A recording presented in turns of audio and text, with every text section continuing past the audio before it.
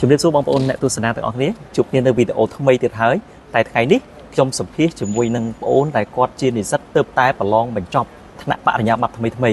ចង់ជ្រាបច្បាស់ថាបងប្អូនចប់ជំនាញអ្វីហើយបងប្អូនមានក្តីស្រមៃចង់ធ្វើអ្វីជួបជាមួយបងប្អូនផ្ទាល់តែម្ដងជំរាបសួរបងប្អូនបាទជំរាបសួរសូមបងប្អូនបាទសូមបងប្អូនណែនាំខ្លួនហើយបងប្អូនរៀននៅសាលាណាចប់ជំនាញអីហើយបងប្អូនអនាគតចង់ធ្វើអីសូមជឿជាបឋមខ្ញុំបាទឈ្មោះទុំជានីជានិស្សិតអតីត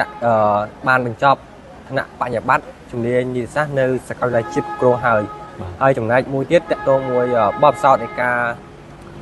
របង្រៀនការសិក្សារៀនសូត្រនៅក្នុងថ្នាក់បរិញ្ញាបត្រនេះគឺមានការស្មុគស្មាញខ្លះមួយចំនួនដែរយើងតម្រុំឆ្លងកាត់រួចណាទម្រាំតែយើងបានបញ្ចប់នៅបរិញ្ញាបត្រនេះគឺមិនងាយស្រួលទេគឺយើងត្រូវតែសិក្សាស្វែងយល់អំពីមុខវិជ្ជាមួយតាមនៅលោកគ្រូអ្នកគ្រូបើយើងឆ្ងល់អ្វីគឺត្រូវសួរគាត់ទៅបើយើងមិនអត់សួរគាត់អាចនឹង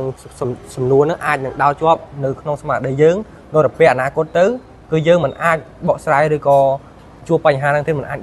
បោះស្រាយបាននៅបញ្ហាហ្នឹងទៀតអរគុណជានីមានន័យថាមិនត្រឹមតែជានិស្សិតម្នាក់ដែលមានទ្រឹស្ដីច្រើនទេបើមិនជាខ្ញុំមិនកាត់គាត់អាចនឹងនិយាយច្រើនជាងនេះដោយសារតែគាត់ជានិស្សិតដែលរៀនជំនាញនីតិសាស្ត្រអញ្ចឹងបំណងរបស់គាត់បំណងជានីចង់ធ្វើអីមែនទេទៅបំណងខ្ញុំគឺច្រើនចង់ចូលតាក់ទងជាមួយនឹងការក្នុងជួររដ្ឋាភិបាលតែតាក់ទងជាមួយនឹងច្បាប់ក្នុងច្បាប់ណាក្នុងឯកជនក្តីជាមេធាវីឬក៏ធ្វើការងារជាអាជ្ញាសាលាក្នុងប្រព័ន្ធតុលាការណាជាមន្ត្រីរាជការក៏បានឯកជនខាងក្រៅក៏បានណាអញ្ចឹងថាតើជានីនេះជាក្តីសុបិនរបស់ជានីណាបាទអរគុណបងប្អូនអ្នកទស្សនាទាំងអស់គ្នានេះគឺជានិស្សិតរៀមច្បងដែលគាត់ទើបតែប្រឡងបញ្ចប់ថ្មីហើយគាត់ក៏ជានិស្សិតចេញពីសាកលវិទ្យាល័យជាតិគ្រប់គ្រងហើយរៀនជំនាញនីតិសាស្ត្រទៀតហេតុនេះបានជាបងចង់ឲ្យបងរំលឹកទៀតថាសាកលវិទ្យាល័យជាតិគ្រប់គ្រងល្បីបានបងចាប់អារម្មណ៍ទៅរៀននៅសាលានោះតាមពិតខ្ញុំ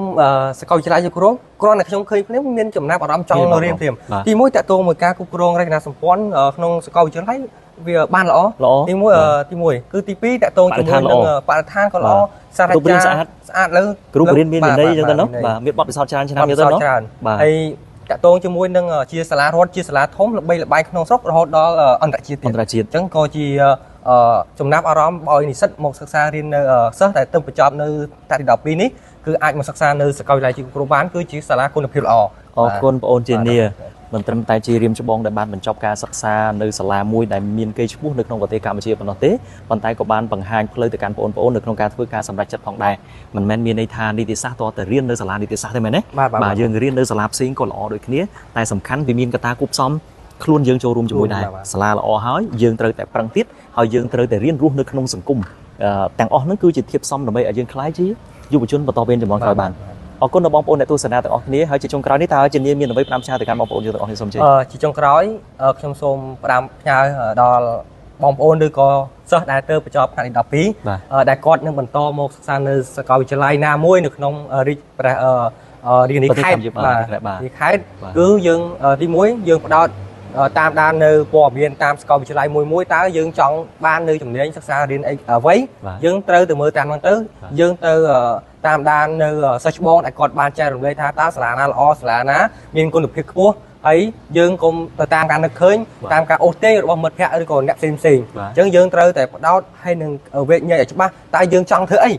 យើងចង់ធ្វើអីទៅរៀនមុខវិជ្ជាហ្នឹងទៅដើម្បីឲ្យស្របជាមួយនឹងគោលដៅហើយនឹងអនាគតរបស់យើងបាទខ្ញុំមានតែប៉ុណ្្នឹងទេអរគុណបងអូនជានីបាទបងអូនជានីសម្បុរស្រអែមស្រស់